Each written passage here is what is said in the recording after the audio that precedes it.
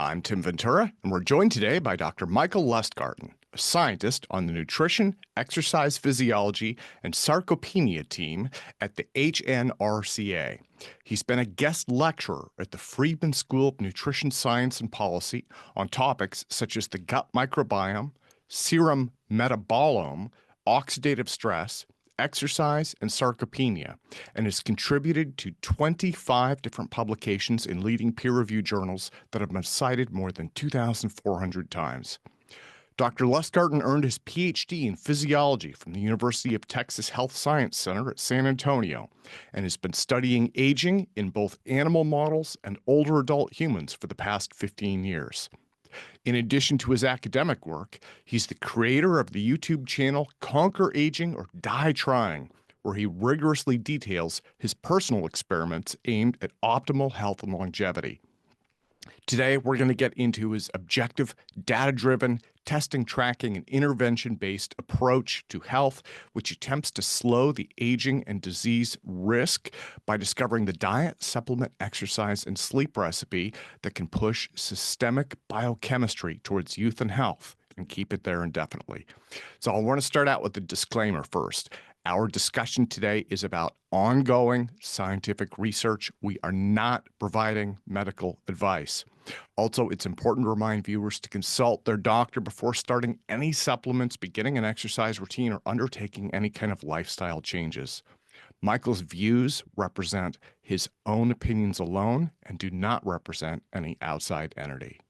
So, Michael, welcome back. Today, we're talking about biohacking and life extension research, and your LinkedIn bio bills you as your favorite biohacker's favorite biohacker. I love that line. That is an amazing line. So I want to start out by having you give the audience an overview on what biohacking is and what you're most excited about in terms of current research and trends in this area.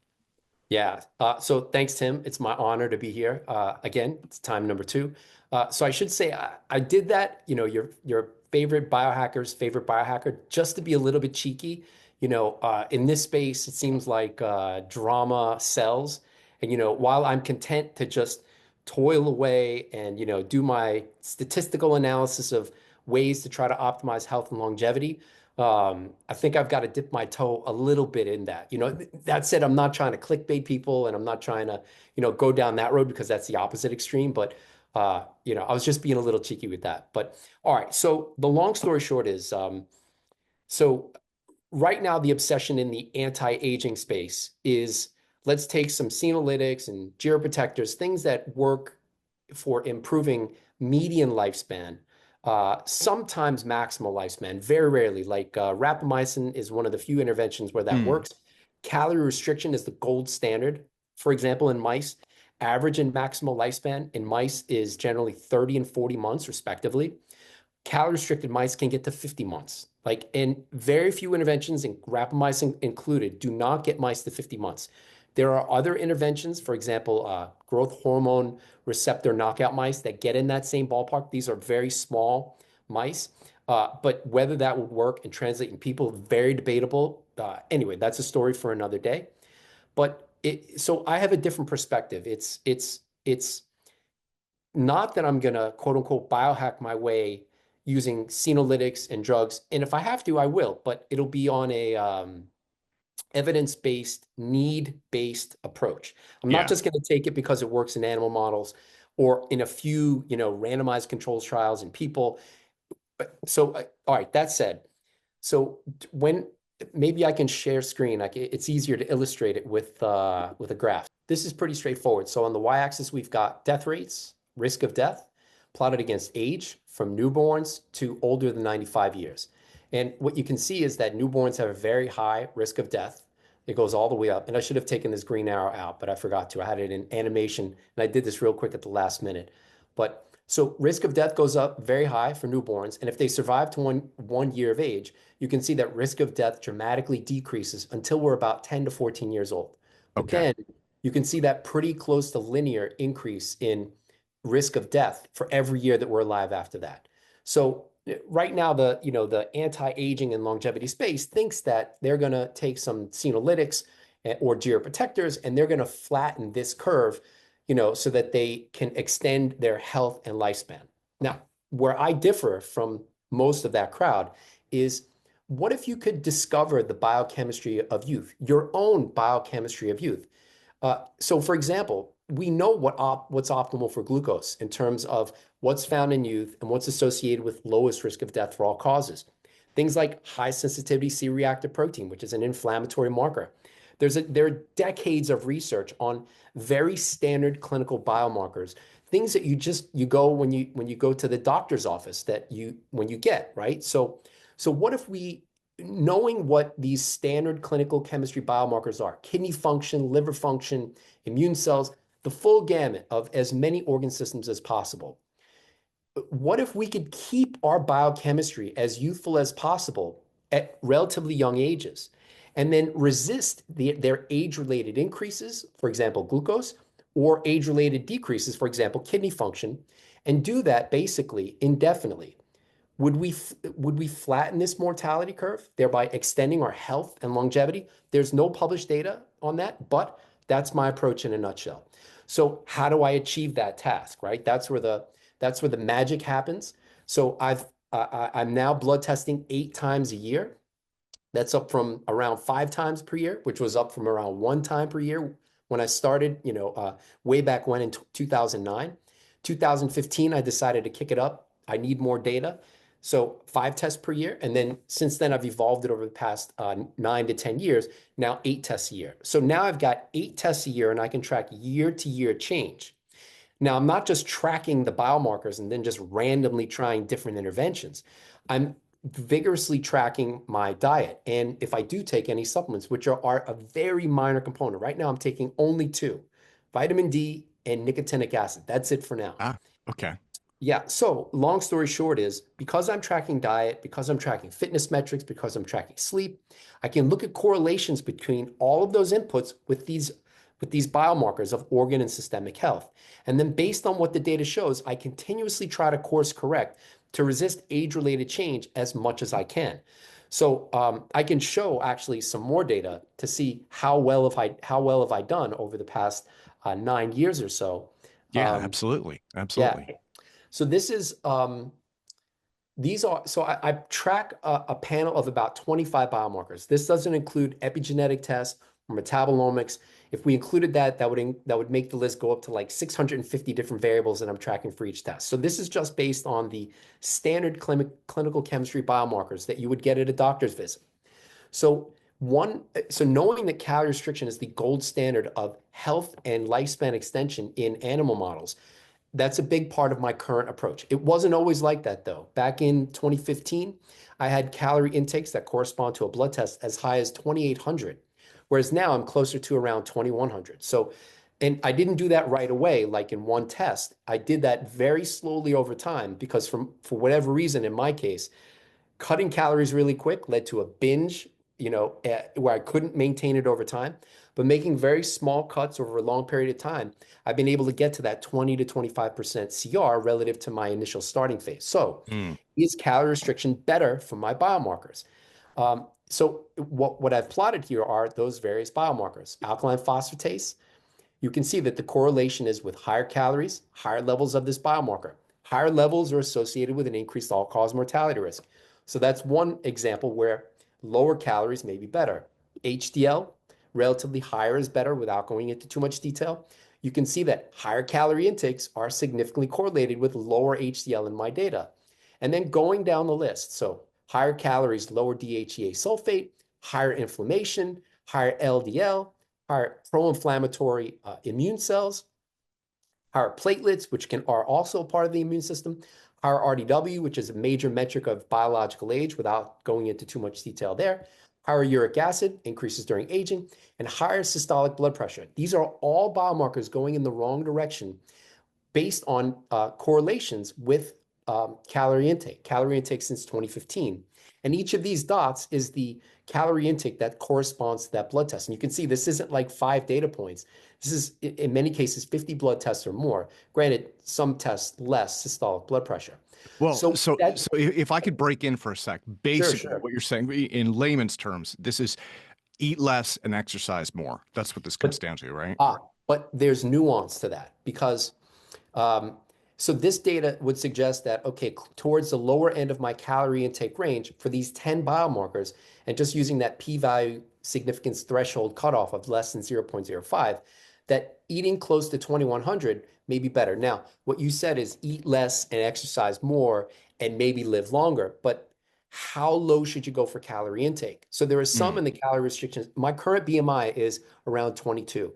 There are some in the calorie restriction society who take it to the extreme and have body weights that lead to BMIs that are less than 18.5, 18, and even less than that. So for me, it's about using the data to try to find the best biomarker profile based on my activity levels, based on my calorie intake, and based on the biomarkers. And based on that, around 2100 may be optimal. And one reason for that is calorie restriction isn't optimal for all of my biomarkers. If we look at lymphocytes, which are, again, part of our immune system, they decline during aging. And what you can see here is that um, a higher calorie intake is significantly correlated with higher lymphocytes, which would potentially resist the age-related trend. So in my data, actually, when I've gone below 2100, I see lymphocyte levels that are less than 1600, even 1350 I had on one test, which are aged. So with that in mind, it's a matter of finding the calorie intake, in my case, that's optimal for as many biomarkers as possible without messing up other ones. So I can't go lower right now than 2100.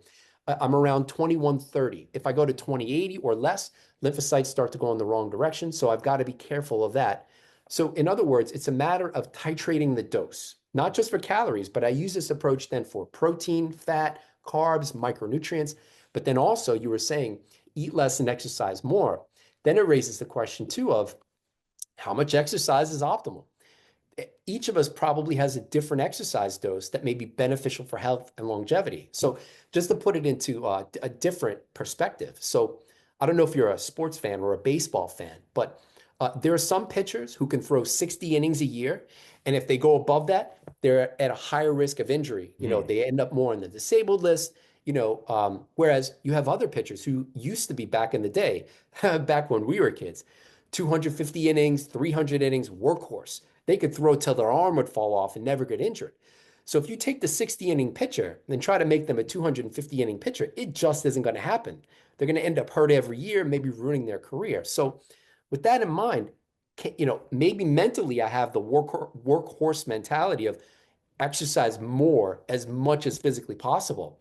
But then how can I actually get to an exercise prescription where now I'm getting the beneficial effects of exercise, but I'm actually not chronically overtraining my Okay. system, which can lead to, wear and tear and degenerative conditions, and maybe even shortening my health span and potentially lifespan. So for me, it's about using the objective metrics, for example, in this case, heart rate variability, resting heart rate, and others to try to get to the exercise dose using the blood tests and other metrics, blood pressure, lung function that I track regularly to get to the diet and supplement-based prescription. So it's a matter of trying to find prescriptions to really try to squeeze all of the life that I have that's encoded in my DNA. Yeah. Well, so this is kind of a perfect time to again go back to kind of the layman's view of this because you have run through, I mean, this is like hardcore data that you're dropping on people. But one of the things that I love about your approach is Americans in general currently spend about $50 billion, that's billion with a B, in supplements every year. And yet, obesity in the United States and obesity related diseases, chronic illnesses, things like that continues to be on the rise.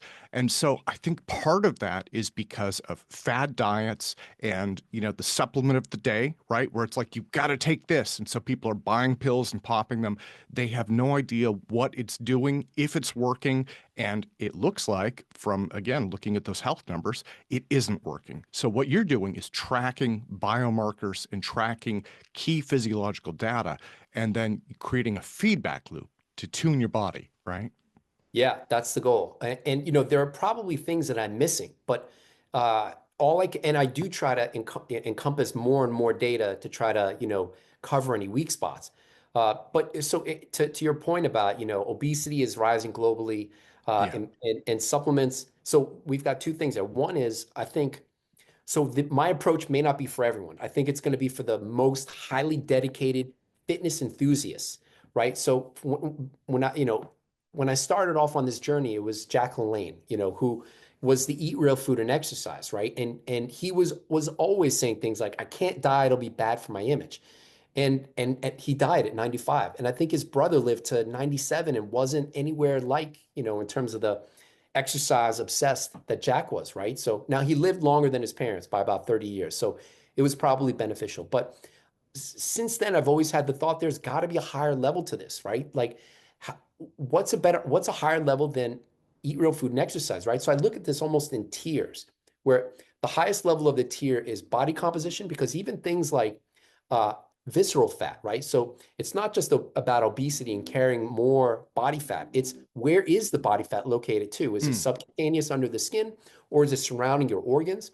So visceral fat is potentially bad for almost everything, especially lifespan. If you remove visceral fat from rats, they live longer. So that suggests that if we stay relatively lean and have relatively low levels of visceral fat, we can extend lifespan in people. Whether it'll be true or not, I mean, that's a bet we'd have to make. So in terms of the obesity story, I think there's a lot of people who live like it's their last day on earth. They just want to enjoy life.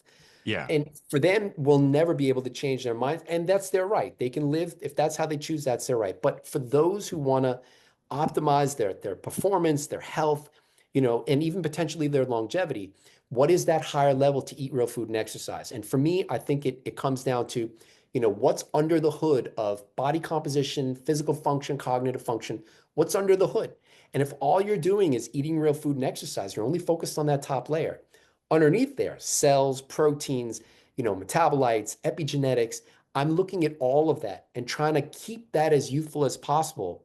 And I'm not always successful. I do have some weak spots that I'm currently working on, but um, that's the best that I can do at this time until AI comes along and crunches all the numbers and gives me better predictions, right? I'm using simple statistical tools. So to your point about supplements, there too, it's you can use this data-driven approach where you can see, is it net positive, is it neutral or detrimental based on the net of your biomarkers. So for example, if I take a statin and the goal is to reduce LDL, and obviously the goal there is to reduce cardiovascular disease risk.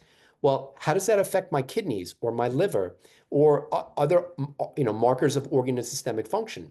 And I'm not here to say statins are bad or statins are good, but only that the individual should be thinking about this in the broader context rather than thinking of an isolated thing where, okay, the supplement worked in animal models, it's going to work in me. Well, what does your data show? Is it a net positive? And is it a net positive based on many different biomarkers, not just one or two? So the same story for statins, the same story for any prescription, potential senolytics like rapamycin or others. What does your data actually show? And if it's detrimental, maybe you should take it out sooner than later before, some bad stuff happens. So Now, so is there a net decrease over time in these biomarkers? And the reason I ask is like NAD supplements often cite the fact that NAD levels drop with age, right? Or testosterone is the same way. For my understanding, I could be incorrect, is that testosterone starts to decline in men at like the age of 25. By the mid 40s, for many men, it's at half its normal levels or lower, right? So there's a natural decrease with things. And my question is, you can supplement these, you can balance them, but is there a point beyond which where you're just kind of stuck? so I think some of the testosterone story is linked with body weight because Mm, body weight increases during aging, and there are pretty strong correlations between BMI with testosterone. In other words, being leaner, being associated with higher testosterone. So granted, it's just anecdotal data, but I measured my testosterone 3 or 4 times earlier in this year, and it was all 800 to 1,000 total testosterone. mm. So, and I've got a little bit of muscle mass, but I'm not, I'm 142 pounds at 5'7". I'm not 165 pounds throwing around weights for 3 hours, a week. So, but I'm lean. My body fat is less than 15%. And that's Okay. probably a part of that prescription. So for anyone that's older, if they've got some body fat to lose and are trying to increase testosterone, that would be actually the first place that I would start is try to get leaner and see how your testosterone responds. I'd be shocked if it doesn't go up in response to being leaner.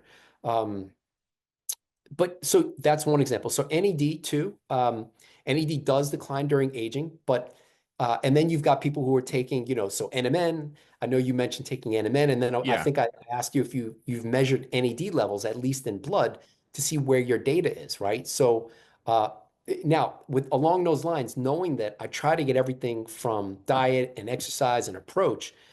So I've actually measured NAD, blood intracellular levels of Mm. NAD. I've measured it more than 20 times, and I can actually share that data. So this is blood intracellular levels of NAD, right? And so my baseline was 25.6 micromolar. So this is no supplements, no NAD precursors. This is just my baseline level. And if you look at the published research, uh, exercise has been shown to increase NAD. Calorie restriction has been shown to increase NAD.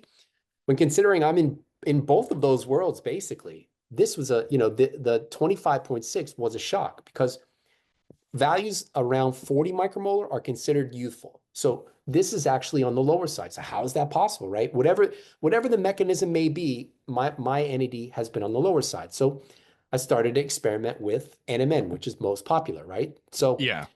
300 milligrams per day, NMN, no dent. Now imagine if, and I took 300 milligrams per day because that's what's been published in studies to increase NAD and have some potential health benefits in randomized controlled trials. So imagine if I took 300 milligrams of NMN every day and never measured NAD and just basically had this hope that I'm getting any impact on NAD or health related measures, but I never tested NAD, right? So anyway, I kept testing 1,000 milligrams of NMN. Okay, now finally we see some movement, right? So from 25.6 micromolar to 39.3 micromolar.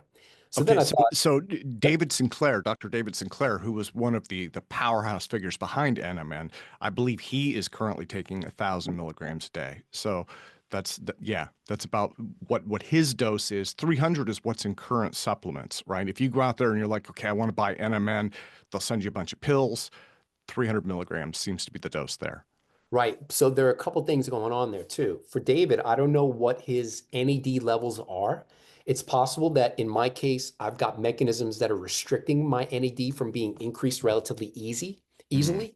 In his case, maybe 1,000 milligrams of NMN per day gets it to 60 micromolar, which then raises the other question of what's optimal for NAD levels. Like, I don't think anybody knows. Yeah. You have age-related data, but in terms of big studies, thousands to hundreds of thousands and millions of people that have looked at NAD, blood intracellular levels of NAD, because it's hard to look at tissue levels because you'd have to do a biopsy. But even just looking at the amount that's in blood cells and associating that with like all-cause mortality, which we have for almost all of these other clinical chemistry biomarkers, what's optimal based on those metrics, all-cause mortality, it's unknown. So all we have right now is it declines during aging.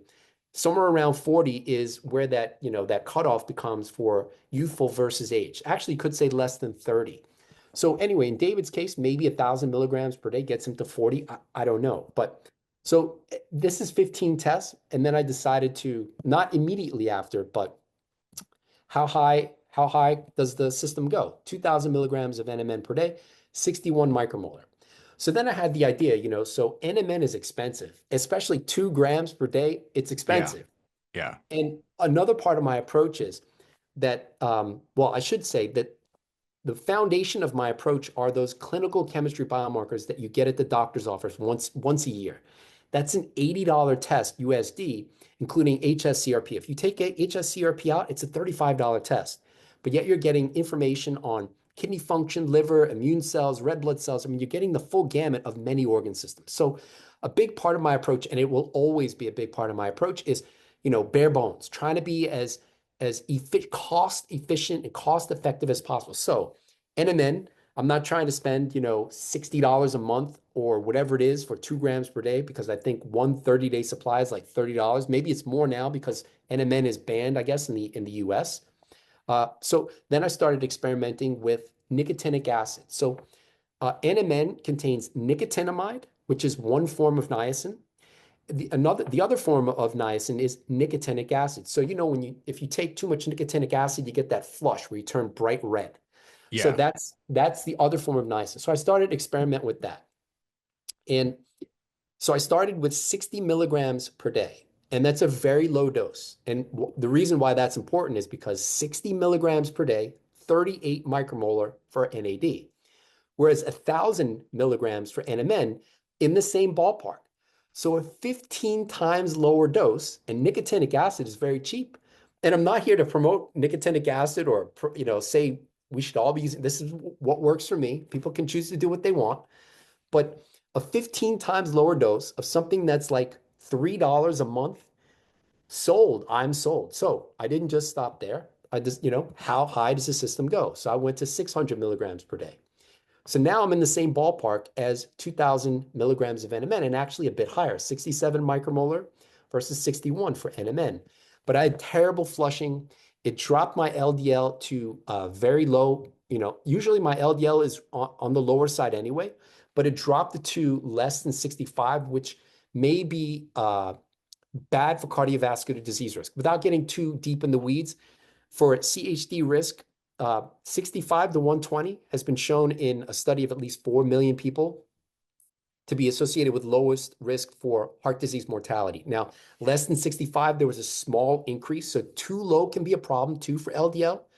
But whether that's reverse causation or another factor, I don't know. Anyway, it dropped my LDL to very low. And another test on that day, epigenetics, it's the epigenetic speed of aging. It was my worst ever over like 18 tests. So very high dose nicotinic acid. I'm thinking about maybe cutting it to, I don't know, maybe 300 or 200. And maybe I can get in the same ballpark, so Mhm. I might have overshot it, is what I'm trying to say. And then I repeated that experiment with tryptophan.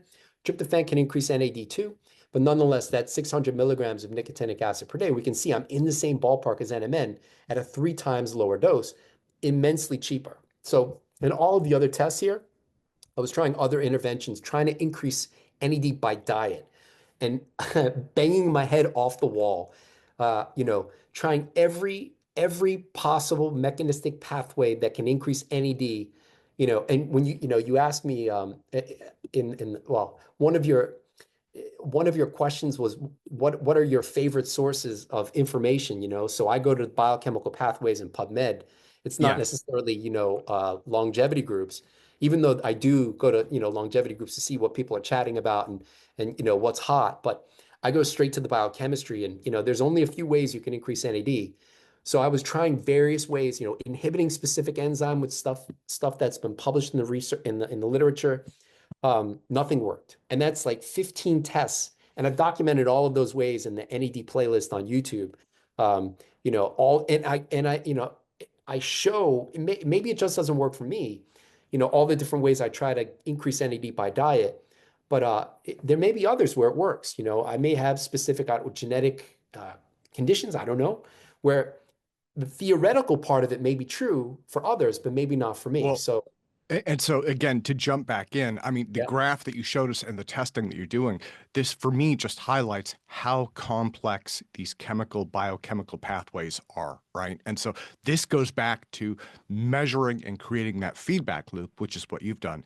So before we get even further into this, I want to give out your website. It's michaellustgarten.com. I'm going to scroll up here. Let me see. So yeah, michaellustgarten.com. I will drop a link in that in the YouTube show notes. Your YouTube channel is Conquer Aging or Die Trying. And so people can go there to learn more about it. Now, if they want to get into measuring their biochemical pathways and creating this feedback loop, do you have lists of resources that they can find on those sites? Yeah, so my YouTube channel is a gold mine for that information. I show the published literature for many different biomarkers, probably all of them if someone was looking really carefully. All you just have to do is type it into the search bar. Um, and I've put it out there for free. It may not always be the case. I may paywall most of that and put that on Patreon or put it in a book. But for now, it's all free.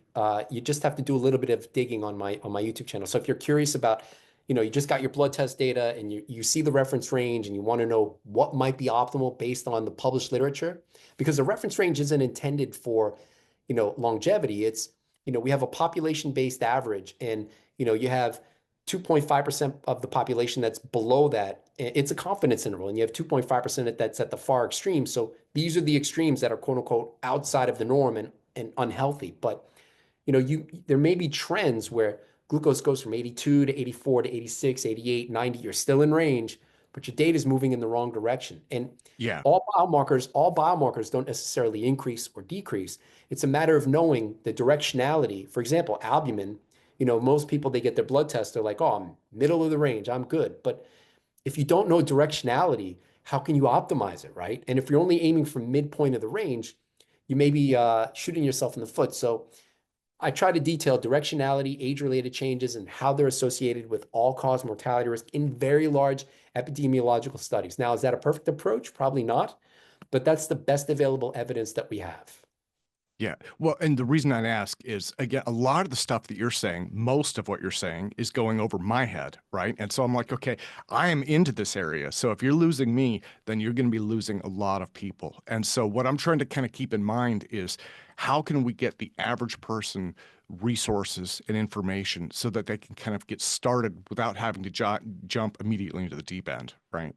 Yeah, so I think starting with blood testing or tracking some metrics, right? So maybe it's as simple as blood pressure, right? It's just a matter of tracking a few times a week, logging that into a file, but then what actually influences it, right? So then maybe it's tracking your diet or tracking your supplements.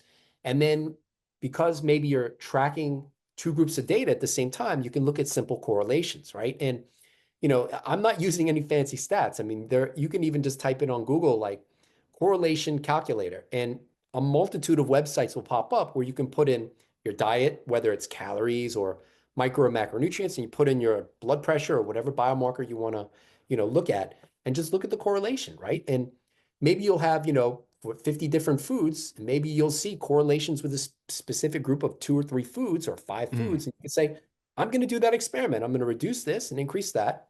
Let's see what happens, right? And that's how you get to, I'm still 55 tests in or so, and I'm still iterating, granted, most of the foundation I have pretty structured now because, you get to so many tests and it's like, all right, if I go above this protein or go above this fat amount, stuff starts to go in wrong directions. But for people who are starting, I'd say start with some biomarker, track some variables that you think might be able to influence it. I mean, you can't just eyeball it. Like, for example, there are clients that I've worked with that would say in the beginning, I ate less this or that.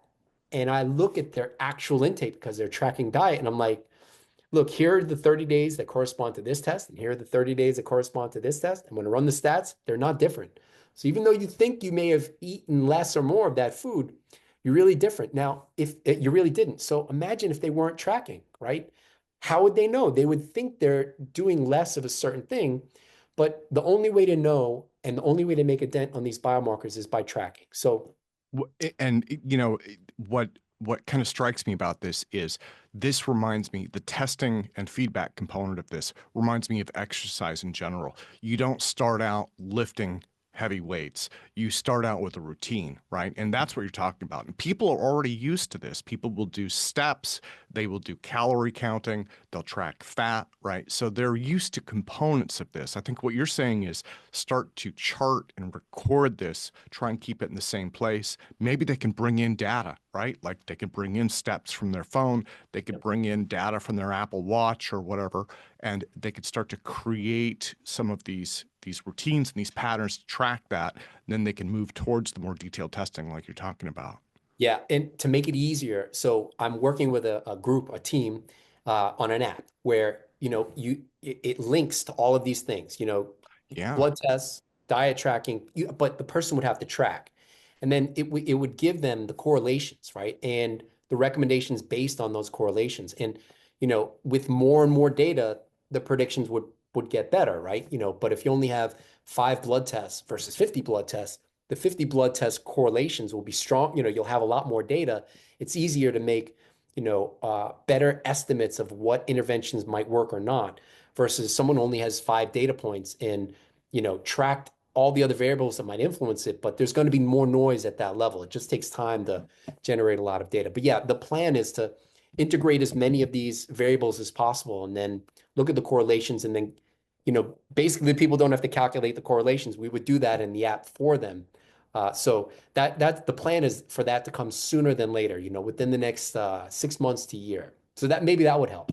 Yeah, no, absolutely. And then one of the other things that I've noticed, and this is just from going into the doctor and having them do tests, some of the metrics that I've had tracked tend to be all over the map, right? And I've talked to my doctor about that, and he said, "Oh yeah, it depends on, time of day and this, that, and the other thing." And he's like, "Some of this is just random." I'm sure that you see this too, right? Where it's like there are some metrics where it's going to be fairly different every time you take the test. And that's made me wonder, it would be really nice if there was some, again, like that Apple Watch where it's always there, always monitoring, right? But Yeah. for blood tests, you can't really do that. So that's a great point. And I'm glad you raised that because standardization before every test is important. So for example, on the Friday before a Monday or Tuesday test, that's my last workout. And then Saturday, Sunday, Monday, I'm titrating activity much, much lower, Mm. close to rest days, but not full rest days, but I'm titrating activity lower because uh, and I'm keeping that constant from test to test so that, maybe I'm not having a double duration workout, right? Maybe it's a 90-minute workout. Usually, maybe I did a 3-hour workout and maybe that negatively impacts the results, right? So I'm doing exactly the same workout, sets, reps, duration for every test. So I've minimized that variability for exercise impacting the blood test results. For the day before diet, I keep that as close to the same as possible for every test. Now, day before diet can definitely impact next day data, but I'm looking at, for example, in between blood tests, there may be 50 days, right? So I'm taking the full 50-day average. Now, I can't control for the other 49 days, but I can try to keep the day before diet, day before blood test diet, this Yeah. as close to the same as possible for every test to minimize any diet variability being a factor for the blood test results. And then also the fasting duration. So when I first started on this, it was like a 17-hour fast in that ballpark before the blood test. So to keep that a constant, so for example, what if you fast for 8 hours versus 12 hours versus 15 hours before the test? It's an overnight fast, right? Maybe that would impact the results. So to keep it standardized for fasting, I try to stay in that 16 to 18-hour range for every test. And I've done that all the way back for those 55 plus tests. And then last but not least, hydration status, right? Because if you're mildly dehydrated before the test, most of the biomarkers will look higher than they should be because your blood volume may be less. So you'll have a higher amount of that nutrient or glucose in a lower blood volume because of mild dehydration. So about around 2 hours before testing for every test, I drink 20 ounces of water and then try to pee out most of it right before the test. So standardization is key. Now, the other aspect to that thing is to the variability in blood test data, and to your point about variability, actually, in my case, it's very invariant. And if something does go out of whack, something's wrong. So, um, to account more for the variability, if you're only testing once per year and haven't standardized any of these other four variables, for sure, the data might be all over the place. But that's where year to year change and testing multiple times per year comes into play. So Okay. with 8 tests per year, now I have more confidence to say this might be closer to my true year average. So if there is one aberrant test or two aberrant tests, I've got 6 other tests where I'm taking the average for all of these biomarkers, and then I'm comparing them against the next eight test average over that year. And then I'm doing that for many years, and then I can track, trends, right? So these are ways to try to minimize the variability test to test, and it's a huge factor. If somebody's not controlling for those factors, there could be a lot of noise. Yeah, yeah. That's absolutely amazing. Well, Michael, I think that we should probably give people's minds a rest for today. You have run through, again, an amazing amount of data. So thank you so much for walking us through. Again, this is kind of like biohacking 101, except that you're at like the PhD level for it, right? So, Yeah. but it's good to kind of give people some insights into where things can go. And if they wanted to get into action, they can get into action by visiting your website at michaellustgarten.com and Conquer Aging or Die Trying. And I'll put links into the YouTube show notes for both of those. So let me close by asking, where are things going in 2025? Because we're coming up on the end of the year. Yeah. I mean, the goal is always to optimize the biomarkers and optimize fitness as much as possible, improve the weak spots and keep the strong spots strong. That's always the primary focus.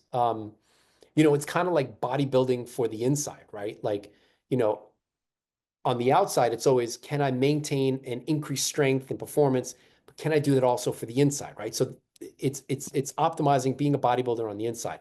And then I may have some interesting stuff lined up in the second half of 2025 that I can't talk about yet, but Well, I will stay bring tuned. you back to talk about that. Yeah, So, yeah, stay tuned for that. Cool. wonderful. Thank you again so much for your time today, sir. Thanks, Tim. Anytime.